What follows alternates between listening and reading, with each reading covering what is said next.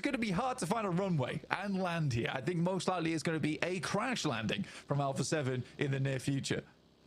I mean, you just don't expect the north side of Novo to be open, right? Like, it should be landing there if you have a map feed up like we do, but that's really difficult to call. The swim as well for Revo and Carrillo, that might draw the attention of Kara. It could prompt a little relocation, but Alpha 7, I mean, I'm seeing them approach from the south side in that glider. Wolves are going to take shots. GS are going to take shots. This is going to get nasty. Yeah, it's always an interesting thing watching like high-level gameplay at an international scale, because everyone has the same idea. I mean, they were able to get up. Egos only have the pump shotgun, gets a little bit of damage done, but there isn't any backup right now, which is not ideal. Luckily, able to find one with the angle off on the side from Coops, and that's Revo going down now, just Obscure remaining as they all crash into this one. This should be a quick cleanup for them.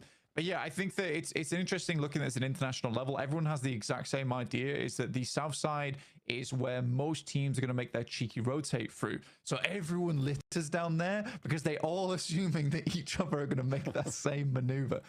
The only team that actually falls prey to it is Alpha 7, but alas, they were coming in from a long, long way away. Again, no sign of Thunder Talk just yet. They're still traveling like Frodo Baggins right now on their way to Sosnovka. There and back again. Goodness me. They are really going to have to get in fairly soon, because it's getting to be the blue zone's going to hurt a lot. They started obviously in Stalber. They were slowly rotating down. Also, R8 was struggling to make their way on through as Alpha Gaming seemed to have spotted Regnum Kaya making their way on foot. And unfortunately, I think Regnum Kaya, they've lost a player there. Far from ideal. And they'll be playing on as 3. Still fairly split and still very, very slow. Yeah, I think for Regnum Kai, it's a rough one. I mean, I think what you have to do there is commit a little bit earlier to an eastern crossing. I don't think that the swim is that bad, but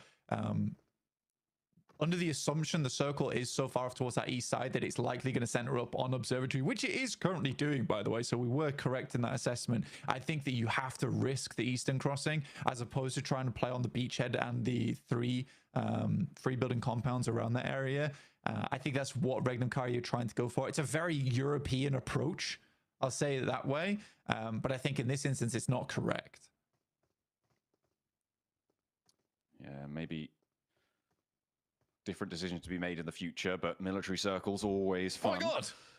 GK getting the shift. Oh, there they are. I think I've spotted what you've noticed. They're on the map blank. It's Thunder Talk on the North Bridge, and Orangutan are going to be holding them out. The circle goes still towards GK's favor on that observatory mountain. But let's take a look at this bridge camp, because the health bars on Thunder Talk are going to be low here. They step out, and immediately the first goes. The next as well, looking for the spray down. The backup from across the way as well is good. 2 players now stand for Thunder Talk, and the blue zone is hurting. I think the craziest thing about this is that OG expects the team to be rotating at stage 4 into the circle on the eastern side. I mean, it's a great pickup. It really, really is. But fantastically done. I mean, Aru's on the ball here, waiting for Thunder Talk to approach, and that is the top squad going down to 1 player from OG. Very, very well played.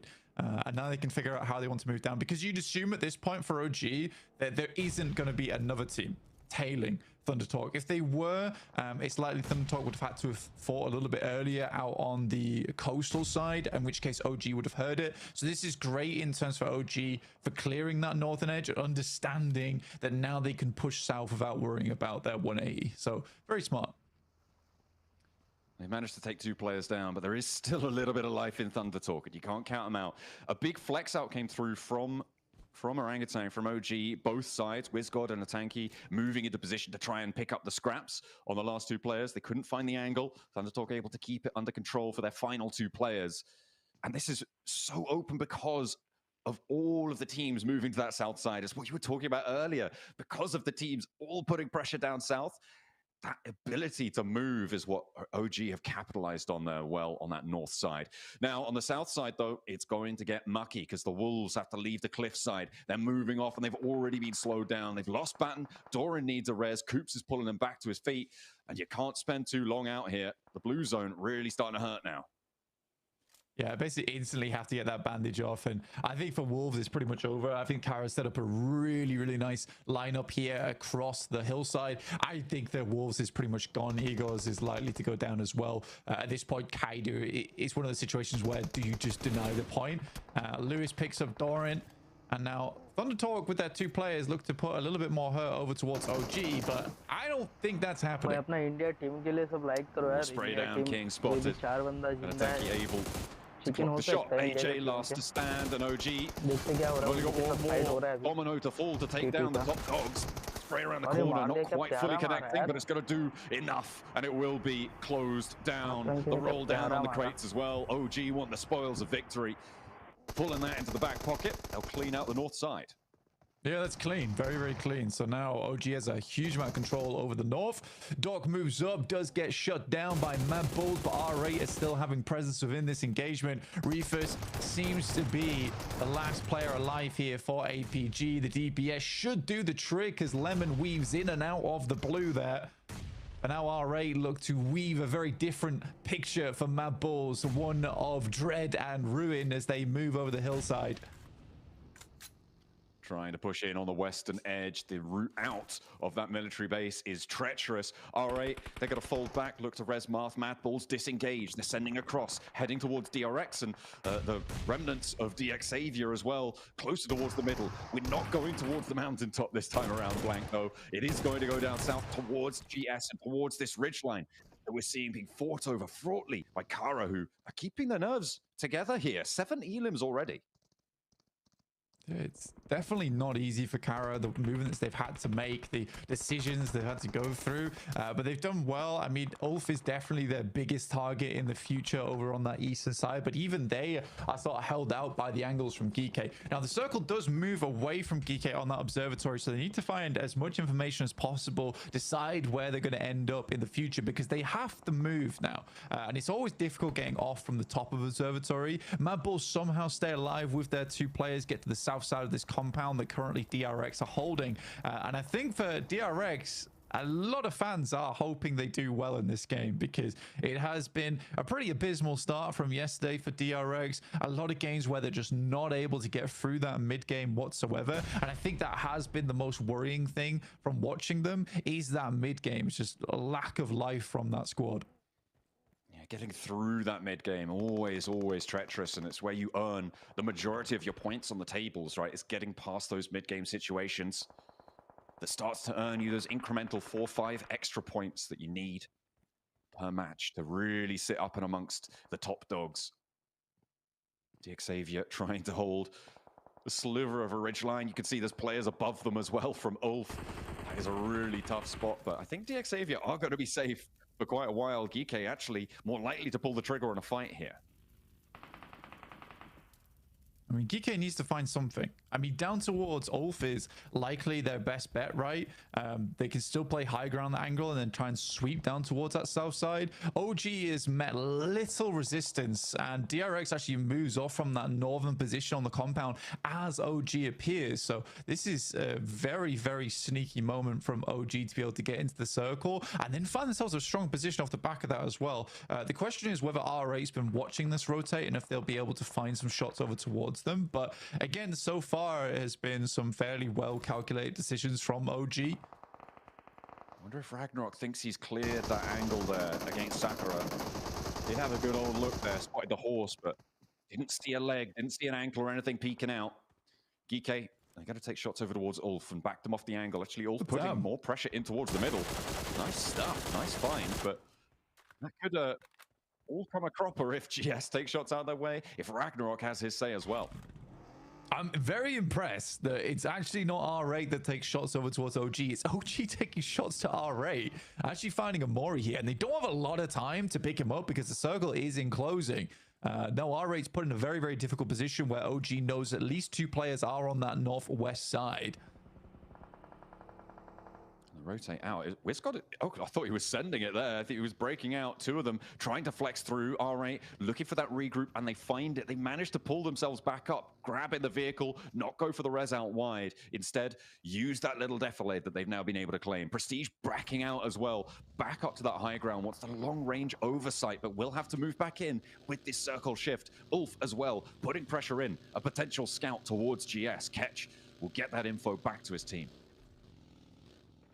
And for Rectum Kari, you've been able to get quite far into this match. I mean, only have one player left remaining, and that's Wild, but Wild is typically the lone survivor for the squad. OG really taking good use of this hovercraft. No one's really looked at them, so they're having this hovercraft far into the late game is really quite a big deal. Nay's starting to pour out over the top now. A little bit of damage surely should be done, but the Nay's just bounced a little bit too far. Nay swings back down the top side, dribbles down just a little bit. Another one goes through. More damage on towards OG now. One player fairly low in Aru. And R8 can maybe leverage this, but a good off angle right now from OG is keeping them at bay. Oh, another nade, another knock. There's no punishment really being seen. A return. Finally, Marth goes down. There was a third party as well, I think, from Geeke on the high ground to take a shot over towards one of the players from OG who has now been flushed away, trying to flex out. This is where the off angle from Prestige really needs to come in clutch, stopping this fight. The smoke's over the ridgeline. They want to keep this momentum going, but R8 back off the angle. The nade's not quite connecting where they need to. Marth potentially? No, it goes too long. The cook not quite right there, but that one's good. A tanky sends it back his way. And Aru again, so low, but not going down just yet.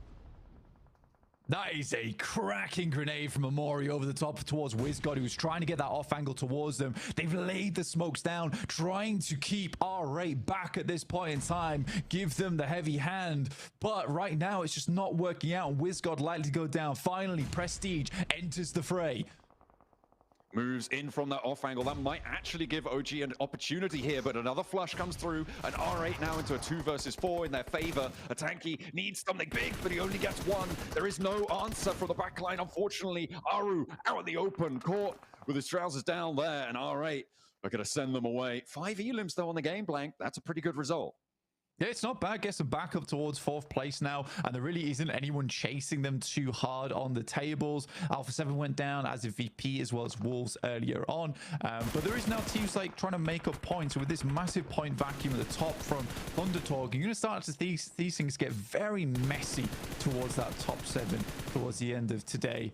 Ida finding Solus as well, so R8 not done quite yet.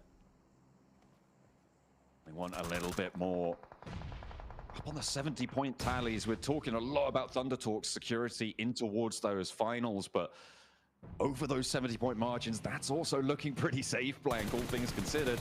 They've done a lot of work, and they've put in the effort. And at the moment, they're way over the average that they need to be able to see themselves toward those finals. Kara, got 8 elims so far this match, and they want more too. Marceau hops out, looks for the flush, confirms that one, locks it into the bank. As DXavier hold their divot, they've been in there for a long, long time. And actually, Geeke going down. Okay, the descent from the mountaintop, not going to pan out.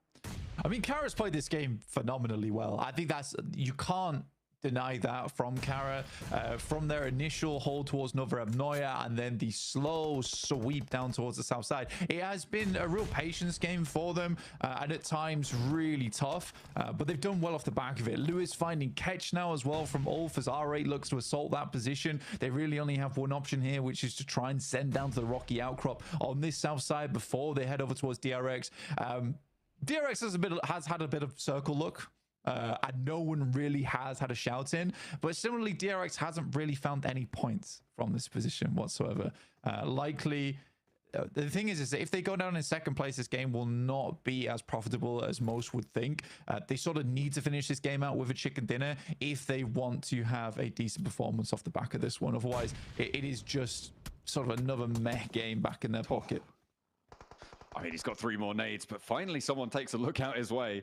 And that is going to be the shutdown. And DXavier will fall finally. 5 teams now remaining, Blank. And DRX with this center position. Kara, they've moved 2 players up here. They'll need to regroup back down to their bottom side too and push in a little bit closer. They might be able to hold the top of the rock for a little bit longer though. And maybe they'll be able to farm some more eliminations along the way.